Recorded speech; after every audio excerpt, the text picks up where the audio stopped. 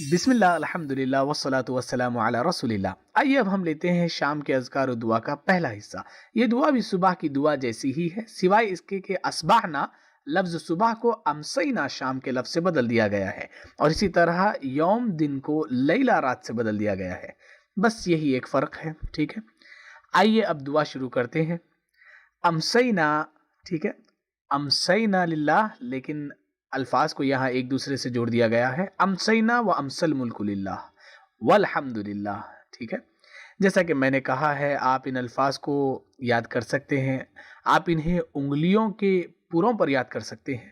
اس کے لیے آپ اپنی انگلیاں استعمال کر سکتے ہیں، اور ہر انگلی پر 3 چیزیں یاد کی جا سکتی ہے۔ پہلی انگلی پر امسینا و امسینا الملک للہ والحمد للہ، دوسرا حصہ لا الہ الا اللہ وحدہ لا شریک لہ، لہذا دوسری انگلی پر لا الہ الا اللہ وحدہ لا شریک لہ، اور تیسرا حصہ ہے لہ الملک ولہ الحمد وہو علی کل شیء قدیر، اس لیے تیسری انگلی پر لہ الملک ولہ الحمد وہو علی کل شیء قدیر۔ یہ ضروری نہیں کہ آپ ان کو انگلیوں پر یاد کریں، یہ طریقہ سنت نہیں ہے، لیکن یہ یاد کرنے کا ایک نقطہ ہے، آپ اس کو استعمال کر سکتے ہیں یا کوئی اور طریقہ بھی استعمال کر سکتے ہیں۔ آئیے ترجمہ کرتے ہیں۔ امسینا اصبحنا، صبح کی ہم نے، امسینا شام کی ہم نے، لہٰذا یہ بہت آسان ہے۔ امسینا شام کی ہم نے، وہ امسل ملک، اور شام کی ملک نے، بہت آسان ہے۔ الملک بادشاہت یا سلطنت، امسا یعنی اس نے شام کی، وہ کون؟ الملک تمام سلطنت یا تمام کائنات نے شام کی۔ للہ اللہ کے لیے، للہ یعنی اللہ کے لیے، والحمد للہ اور تمام تعریفیں اور شکر اللہ ہی کے لیے ہے۔ آئیے اب اس کا پیغام لیتے ہیں۔ ہم نے ساری نعمتوں برکتوں کے ساتھ شام کی اور آرام سہولت کے ساتھ۔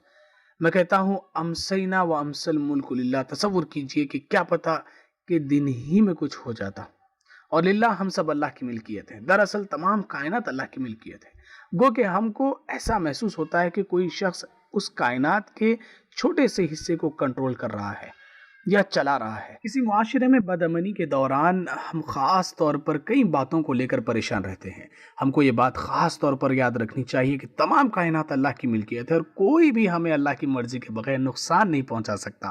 والحمدللہ، یہ بہت اہم ہے کہ ساری تعریفیں اللہ ہی کے لیے ہے کہ اس نے رات اور دن کا نظام بنایا، سورج اور چاند بنائے، صبح اور شام بنائی، اور اس کا دوسرا معنی یہ ہے کہ سارا شکر اللہ کے لیے ہے کہ اس نے ہمیں دن میں ہمارے کئی اچھے کام کرنے کی توفیق دی، نمازیں، عبادت، پڑھائی، نوکری، خریداری، گھر کے کام، رشتہ دار، دوست، پڑوسیوں سے ملاقات وغیرہ۔ اسی نے سارا دن صحت مند رکھا، کھانے کھلائے، بغیر کسی تکلیف کے فضلہ خارج کرنے کی سہولت دی۔ الحمدللہ۔